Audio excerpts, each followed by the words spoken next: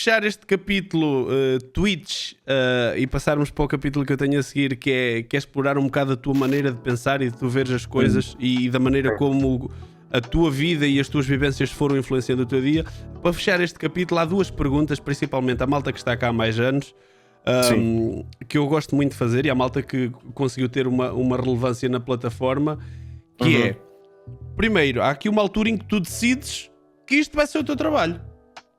Sim. No teu caso, tu estavas a terminar o teu curso, estavas a terminar a tua tese, inclusive não chega a acabar porque isto começa a ser o teu trabalho. Exato. Como é que tu te apercebes disto? Como é que tu absorves a ideia e como é que tu decides? Pá, o caminho é por aqui. Pá, olha, a fase de pensar o caminho é por aqui durou talvez pá, em 1 ano. Portanto, eu tive ainda 1 ano a já receber um salário modesto daqui e a pensar, se calhar devia procurar outra coisa. Inclusivamente continuei a ir a entrevistas de trabalho e continuei a explorar as coisas por aí. Nessa altura estava mesmo a terminar o mestrado e depois chegou ali um ponto em que pensei, das duas uma, ou eu largo isto ou paro de fazer isto tão frequentemente e vou perder a tração com que estou agora. Foi mesmo no ano em que eu rebentei. Vou perder a tração com que estou agora porque deixo de ser tão consistente, ou então eu dedico-me a sério a isto, e não vou conseguir estar a 100% focado na mestrado, tenho que congelar aquilo.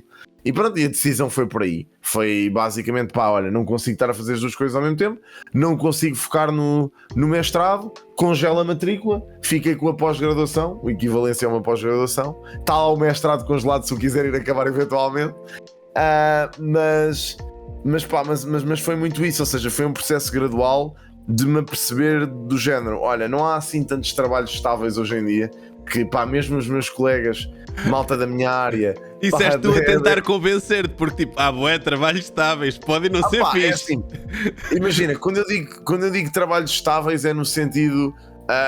como tinhas antigamente na geração dos nossos pais e avós, em que a malta ficava tipo 40 anos na mesma empresa, percebes? O emprego é para a vida, tens a tua vida feita, nunca vais estar. Hoje em dia as coisas já não são bem assim. A malta pode estar num trabalho num dia e eventualmente, olha, não dá, não resulta, sai. Ou então decidem mudar para outro melhor e estão constantemente a arriscar. E era esse risco que eu tinha algum receio, principalmente nesta profissão, e comecei a perceber-me que não era uma coisa que fizesse muito sentido, não era um medo que fizesse muito sentido, porque o risco que eu ia ter aqui é o risco que eu vou ter noutra profissão qualquer. É lógico que é um bocadinho diferente, e claro que aqui isto tem muito mais exposição do que qualquer outra profissão, há coisas boas e más, mas eu também tenho um luxo muito grande, que é poder fazer aquilo que eu gosto de fazer, e isso nem toda a gente infelizmente pode dizer o mesmo. E então eu quis me dedicar a isto a 100%, e foi muito por aí que eu pensei e mudei o chip. Vou fazer disto um trabalho, fazer disto o meu trabalho, a minha carreira. Disseste que essa fase demorou quase 1 ano. Mas há algum trigger, algum evento, alguma coisa que tu te lembres que tu pensas assim, ok, tive a decisão certa? Há uma história engraçada que eu tenho, que foi uma entrevista de emprego que eu fui. Portanto, isto foi mesmo a meio da minha fase de dúvida, de eu estar já a conseguir tirar um bom rendimento daqui, e na mesma altura a pensar, se calhar devia arranjar um trabalho normal, e tinha os meus pais a dar-me muito na cabeça, a dizer, não, vai fazer alguma coisa, não faças isso só, que isso é muito giro, mas qualquer dia, não sei o quê. E então houve ali uma altura em que eu peço ajuda a uma pessoa que trabalhava comigo na RFM, um dos meus mentores da rádio, e ele enviou-me na altura uma vaga para uma cena de produção num reality show, ok? E então eu basicamente, lá vou eu a pensar, olha, produção é para conteúdos multimédia, pode ser uma cena fixe, deixa ver. Então foram-me apanhar ao Campo Grande numa carrinha branca. Eu pensei, olha, é hoje que me tiram os rins. Lá fui eu numa carrinha branca com 6 estranhos, completamente pessoas que eu não conhecia lá nenhum. Pá, eu fui a uma entrevista de trabalho fora de Lisboa. Pá, e quando estou a ouvir a senhora a dar-me as condições de trabalho, ela antes fez-me um pequeno briefing e perguntou-me: então, mas o que é que faz? O que é que você faz? E eu disse: olha, faço YouTube e Twitch, neste caso faço live streams, não sei o quê. E ela disse: mas isso dá dinheiro? E eu na altura disse: olha, por acaso nos primeiros 2 dias do mês fiz X valor. Pá, e a cara dela transfigurou-se. Estás a ver? A cara dela ficou completamente de, pá, a senhora, se pudesse ter um buraco quando se enfiar, enfiava-se. Malta não tinha mesmo noção, pá. Não, epá, e a cena engraçada foi, ela depois prossegue a dar-me as condições do trabalho e diz-me: pronto, isto é para um trabalho de produção, vamos-lhe pagar X, que era o mesmo valor que eu lhe tinha dito que tinha feito nos 2 primeiros dias do mês, para o mês inteiro. E diz-me: pronto, são 12 horas de trabalho, trabalhos rotativos, trabalha 3 dias, descansa 3. E eu, olha, portanto, eu digo-lhe alguma coisa até ao fim do dia. Epá, eu lembro-me de sair de lá e ir para o metro, e estava a entrar no metro e cruzo-me com um colega meu de escola do ensino básico. Pá, mesmo se tivesse uma cena mesmo, pá, estás a ver aquelas coisas que parece que foi o destino, estás a ver? Cruzei-me com ele. E na altura começámos a falar e ele: epá, olha, pá, tenho-te visto, não sei o que, imenso na Twitch e o caraças, pá, estás muito bem, meu, ganda cena, sempre gostaste de jogos e o caraças agora estás a poder fazer isso, é brutal. E eu depois continuámos a falar, eu perguntei-lhe o que é que ele estava a fazer, e ele era engenheiro numa empresa, pá, e eu comecei, pá, e eu disse: olha, mas isso também é fixe, meu, boa, não sei o quê. E ele disse: pá, não, é uma grande treta, sei que eu estou bué da horas a fazer isto e já estou cansado daquilo, pá, e pronto, olha, na altura queríamos todos ser engenheiros informáticos e eu fui mesmo para isto e não adoro a cena. Pá, eu fui para casa a pensar: man, que vida abençoada que eu tenho, que estupidez, que parvoíce que eu estou a fazer. Pá, e foi a partir daí que eu mudei um bocado o chip e pensei: não, é mesmo isto, vou-me dedicar a isto, pá, e se der deu, se não der não deu, pá, e é o que for. Estás a ver? Pá, então foi mesmo esse evento específico. Parece que é daqueles dias que é o mundo a dar-te um sinal, não é? Muitas dessas. Há aqui sempre outra fase crítica nesta decisão, que é a parte da comunicação com os pais. Tu próprio já disseste que eles estavam a fazer essa pressão de tu arranjares um trabalho a sério. Lembra-me de tu dizeres ao Cardoso que o pior foi convencer a tua mãe.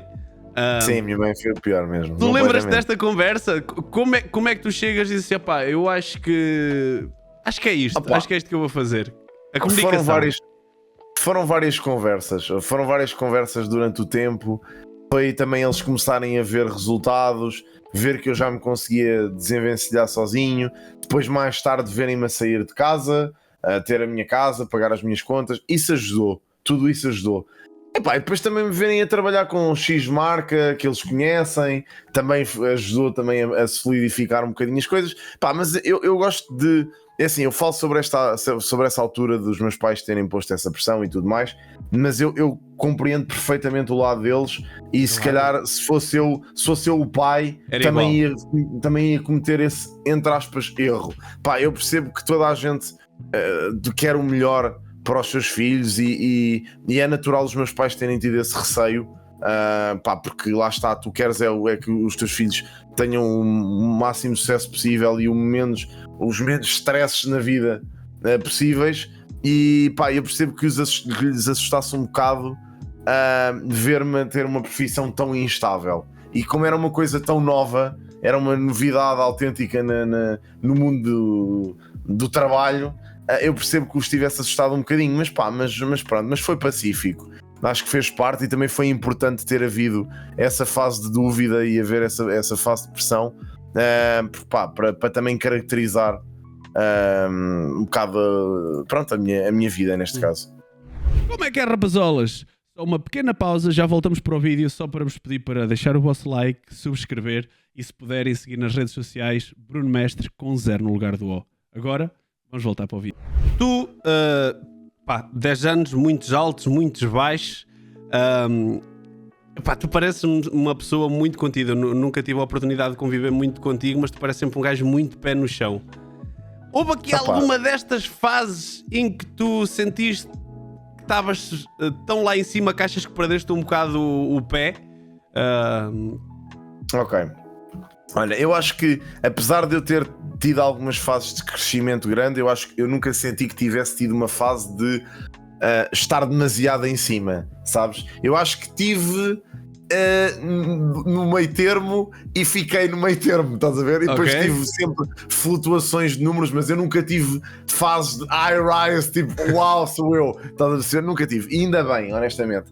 Pá, uma coisa que me ajudou um bocadinho a relativizar isso, e que se calhar se não tivesse acontecido eu tinha-me perdido um bocadinho, porque pá, que acho que é natural, as pessoas não estão habituadas a a de repente terem malta que os segue e malta que os acompanham, e se calhar pode haver uma mudança de chip, mesmo tu sendo uma pessoa bem formada e com bons valores, pode haver uma mudança de chip para te perderes um bocadinho.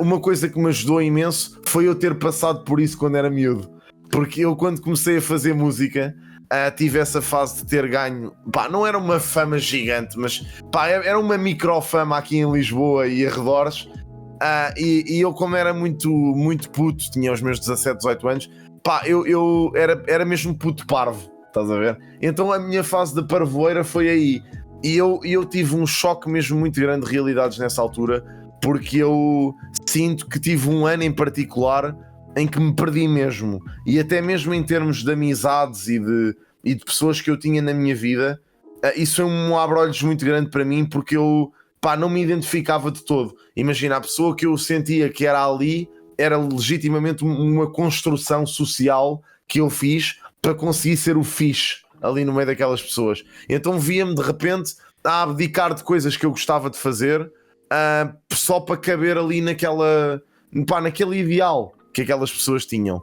Epá, então isso foi um ano em que eu tive uma wake-up call muito grande. Tu tens uma frase que eu apontei, que é: quando ficas popular, deixas de ser quem és e passas a ser o que os outros querem que tu sejas. Ok, sim, epá, foi muito isso que eu senti naquela altura. Ou seja, essa popularidade levou-me a querer agradar muito à imagem que os outros tinham de mim. Epá, e eu depois houve ali uma fase crítica em que eu pensei, eu não quero isto para a minha vida, eu não quero ser esta pessoa, não quero ter que fingir que sou uma pessoa que não sou, pá, não quero isto. Então cortei mesmo o mal pela raiz e tive um ano que foi uma desgraça autêntica. Voltei outra vez à estaca zero, ou seja, a pouca tração que eu tinha ganho com a música perdia completamente. Entrei na faculdade, fingi aos meus colegas de faculdade que não tinha música nenhuma, criei um Facebook à parte para adicionar os meus amigos da faculdade para eles não saberem que eu tinha feito aquelas cenas. Eles vieram a descobrir por acidente. Epá, e depois até foi irónico porque continuei a fazer música por causa deles, porque eles gostaram tanto das cenas que me motivaram a continuar a fazer. Então eu lançava música mais por eles do que propriamente para aquele ser reconhecido. Pá, e depois quando voltou a acontecer com a Twitch e não sei o quê, pá, para mim já foi tipo do género, olha, eu sei a pessoa que sou, não quero mudar, pá, é lógico que eu não te posso dizer que sou a mesma pessoa que era quando comecei a fazer isto. Nós crescemos felizmente e não somos trabalhos acabados, que é uma coisa que eu costumo dizer muitas vezes. Pá, é lógico que tu vais sempre crescer como pessoa e o ideal é isso mesmo, é tu estar sempre a retirar lições e a ter aprendizagem. Pá, e a ideia é mesmo tornar-te melhor pessoa à medida que os anos vão passando, e portanto eu sinto que mesmo nestes últimos anos de Twitch e etc, sinto que pelo menos consegui aprender e até algumas atitudes e comportamentos que eu tinha que não me revejo tanto, consegui felizmente alterá-los e consegui mudar um bocado. Portanto, se calhar a pessoa mais pé no chão, que ainda tenho os meus momentos de não ser tão pé no chão, mas a pessoa mais pé no chão deve-se muito a isso, ou seja, é esse processo, e foi um processo longo, também com uma coisa que eu gosto sempre de salientar muito, porque já não há tanta, mas havia muita vergonha em relação a isso, muita psicoterapia também, pá, nestes últimos 2 anos foi uma cena que me ajudou imenso. Eu quis mesmo fazer porque sentia que precisava disso por causa do trabalho, porque era uma cena que, pá, me punha mesmo muita pressão, e para lidar com a cena precisei disso,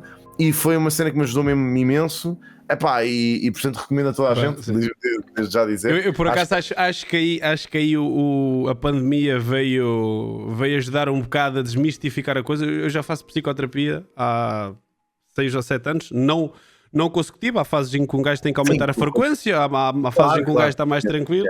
Mas acho que tens razão, acho que se saiu um bocado daí por causa da pandemia, e acho que pá, acho que é um apelo engraçado. E não é engraçado, acho que mesmo que as pessoas devem fazer porque ajuda bastante. Ajuda. Pelo menos focas, és capaz de pelo menos estar muito mais atento a ti mesmo e à tua relação com os outros. E é aquele detalhe que não tem que ser só em alturas de crise. É isto que tu estás a dizer, para tu gerires o teu dia a dia. Pá, isto é life changing. Só é life changing fazendo aqui a publicidade à psicoterapia. 100%. Pá, tu sendo esse gajo com o pé no chão, como eu te estava a dizer, a última pergunta que eu te quero fazer aqui de Twitch é: quando é que foi o momento em que não é o que tu perdeste o pé, nem nada disso, mas é o que tu, ok, eu estava certo, o caminho é este. Conseguiste, reparaste que estavas com uma vida confortável, a levar a vida que tu querias, com um salário acima da média para o português comum, que tu sentiste assim, pá, eu estava certo, fiz bem, o caminho era este e eu escolhi bem. Olha, curiosamente, eu acho que o momento... Houve vários momentos desses ao longo destes últimos anos. Boa! Mas eu sinto que, curiosamente, isso não teve tanto a ver com conquistas pessoais. Ou seja, claro que para mim é excelente saber que trabalho com X marca que eu gosto, sempre gostei, ou que consegui cumprir um objetivo qualquer que tenha tido em relação a participar num evento ou qualquer coisa. Epá, profissionalmente, ter podido, por exemplo, voltar à rádio mais uma vez com um programa meu, tudo isso foram marcos muito importantes e coisas que me levaram a pensar e eu estava certo, ainda bem que eu continuei a fazer isto, mas curiosamente os momentos em que realmente me envolveram a minha viewer base. E posso dizer que muitos desses momentos aconteceram numa rubricazinha que eu tenho na minha live stream, que são os Emotional Talks, em que trazia viewers meus para conversar comigo sobre problemas da vida deles, e alguns desses Emotional Talks foram tão marcantes em que as pessoas tinham problemas pessoais e desabafavam e voltavam passado alguns meses e diziam-me: o facto de eu ter conversado contigo naquela altura, o facto de eu continuar a acompanhar as tuas live streams diariamente, ajudaram-me a ultrapassar isto. E eu, nesses momentos é que eu pensei, ainda bem, isto é aquilo que eu precisava, era uma missão, era tipo de género, era além isto ser benéfico para mim, porque isto é bom, porque me paga as contas, porque eu gosto do que faço, além disso, consigo pelo menos entreter e ajudar alguém. Fixe, brutal. Lembro-me perfeitamente de um episódio em concreto em que estava a jogar Among Us, que era uma coisa que eu fazia muito habitualmente, todos os dias organizávamos uns jogos de Among Us com a malta da live stream, e na altura com o Fernando Daniel, tínhamos todos os dias jogávamos juntos, e lembro-me perfeitamente de um rapaz que participou num desses jogos e que estava em conversa connosco no jogo normal, e de repente para o jogo e diz: Fernando, gosto muito de ti, sempre acompanhei o teu trabalho, não sei o quê, gosto muito das tuas músicas, não sei o quê. E o Fernando agradece muito, e ele depois de repente diz: eu também gosto muito de ti, também vejo o teu trabalho, não sei o quê. E eu naquele momento pensei: fogo, man, é isto, é esta cena. Um miudinho, que, sei lá, que olha para... De repente, olha para o teu trabalho e diz: não, isto é uma cena que eu gosto, é uma cena que eu vejo se calhar a fazer. Isso é brutal. E mais do que isso, tu tiveste um impacto na minha vida. Isso deve ser do caraças. É muito bom, man. É muito bom de saber. É muito fixe. Vou-te fechar aqui o capítulo Twitch. Perdi completamente o pé aqui contigo. Não te quero roubar muito tempo, também não quero abusar da tua disponibilidade. Mas é coisa fixe disto, é que um gajo vai explorando a conversa para onde ela vai. E vai fluindo, né? Eu vou-te dar aqui algumas questões mais soltas, que não vão estar assim muito ligadas, não vão ter uma coerência assim muito fechada, mas de coisinhas tuas que eu sei que tu foste vivendo e que foste passando. E vão ser várias perguntas soltas que não precisas de desenvolver muito. Claro que vamos quando a conversa dá. Há aqui dois pontos. Peço para me interromper se eu estiver a desenvolver demais, que eu desenvolvo muito. Não, tranquilo. Isso é bom, isso é ótimo.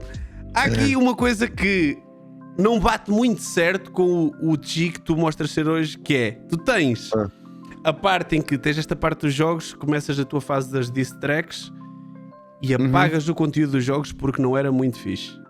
Sim. A seguir, tens a parte das diss tracks, vais para a universidade, conheces um grupo de amigos, nem era muito fixe a parte do rap, apagas o rap. Sim. Isto não bate muito certo com a imagem que eu tenho do G hoje em dia, que é um gajo que está focado no objetivo dele. A opinião dos outros, claro que um gajo que trabalha com a imagem importa sempre, claro. Mas tu pareces sempre um gajo muito focado no teu objetivo, em que estas coisas à volta não te abalam muito. Como é que essas duas faces te levam ao ponto de tu apagares uma coisa e tentares fazer de conta que aquilo não existe? Não pareces tu, percebes? São duas faces que não parecem o G de hoje. É assim, porque de facto não eram o G de hoje. Ok, boa, vai por aí. É assim, eu quando era mais novo, para já era uma pessoa muito mais insegura, a realidade é essa.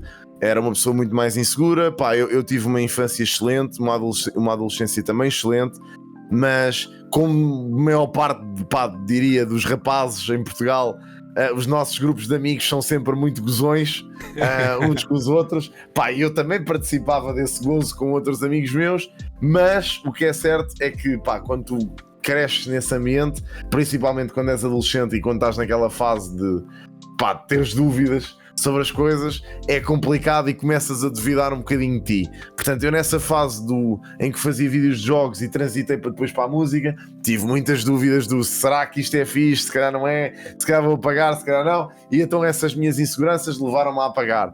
Depois, mais tarde, quando entrei na faculdade, entrei na Católica, que é uma faculdade privada, e do meio completamente diferente do meio de onde eu vim, que foi, eu estudei em escolas perto de um bairro social, de um contexto totalmente diferente, e de repente fui parar à Católica. Então pensei para mim, será que na Católica vou ser aceito porque eu sou o gajo que faço música, que faço rap e tenho amigos meus do bairro e malta que não tem nada a ver com este contexto, será que me vão aceitar aqui?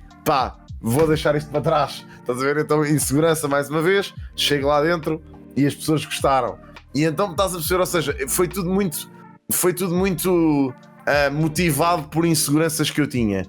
Felizmente ao longo dos anos eu consegui ir superando essas inseguranças parte a parte, mas é assim, é lógico quando nós, e isto também é uma coisa que é interessante explorar, que é quando nós trabalhamos na internet, a pessoa que tu és, por muito que tu sejas a mesma pessoa no teu conteúdo, tu tens sempre uma barreira entre aquilo que é a tua vida pessoal e a tua vida a tua vida de esfera pública.